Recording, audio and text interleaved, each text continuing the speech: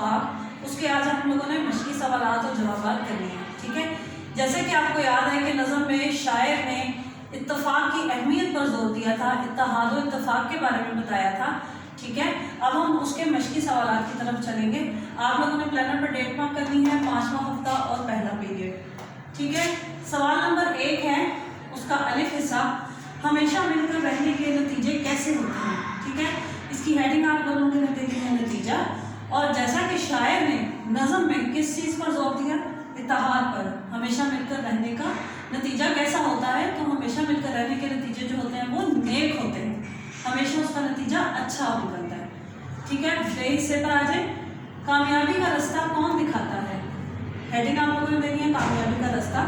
تو کامیاب ہونے کے لیے ہمیشہ جو ہے وہ ہمیں مل جل کر کام کرنے کی ضرورت ہوتی ہے، ٹھیک ہے۔ تو یہاں پر جو شاعر نے جو اہمیت دی ہے اس پر ایک پر زور دیا ہے کہ ہمارا ایک ہونا جو ہے وہ ہمیں کامیابی کی طرف لے جاتا ہے۔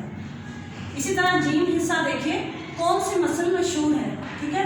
ہیڈنگ آپ لوگ دیں گے مسل، ٹھیک۔ اور جیسا کہ ہم نے نظم میں پڑھا تھا کہ دو مل کے بھاری ہوں ہزاروں پر، یہ والی مثل جو ہے شاعر نے جو ہے نظم میں استعمال کی ہے، اس کا مطلب یہ ہوتا ہے کہ ایک اور ایک مل کر 11 ہوتے ہیں، یعنی کہ دو مل کر دو لوگ سے زیادہ جو کام کرتے ہیں ہمیشہ اس میں کامیابی ہوتی ہے۔ اس کے بعد دال پر آ جائیں، کمزور بوندیں کیسے طوفان اٹھاتی ہیں، تو اس کی ہیڈنگ آپ لوگوں نے دینی ہے طوفان، ٹھیک ہے۔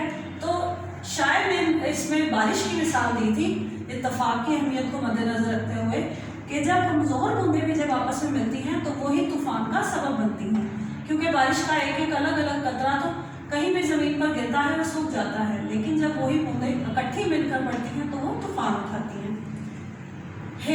حصہ دیکھیں، بربادی کہاں ہوتی ہے، ہیڈنگ آپ دیکھیں بربادی، ٹھیک ہے۔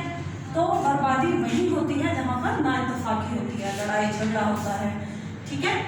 اب سوال نمبر 5 پر آ جائیں۔ سوال نمبر 5 ہے آپ کا جملے، ٹھیک۔ جملہ ہے، پہلا ہے ملاپ، ملاپ کا مطلب ہوتا ہے میل جول، ٹھیک ہے، مل جل کر رہنا، اس کا آپ لوگوں نے جملہ بنانا ہے۔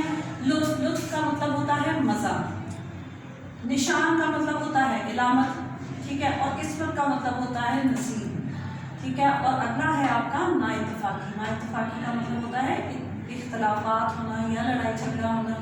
آپ کو ان کے میں نے مطلب بتا دیا، آپ لوگوں نے ان کے جملے بنانے ہیں، ٹھیک ہے۔ امید ہے آپ سب کو سمجھ آ گیا ہوگا، شکریہ۔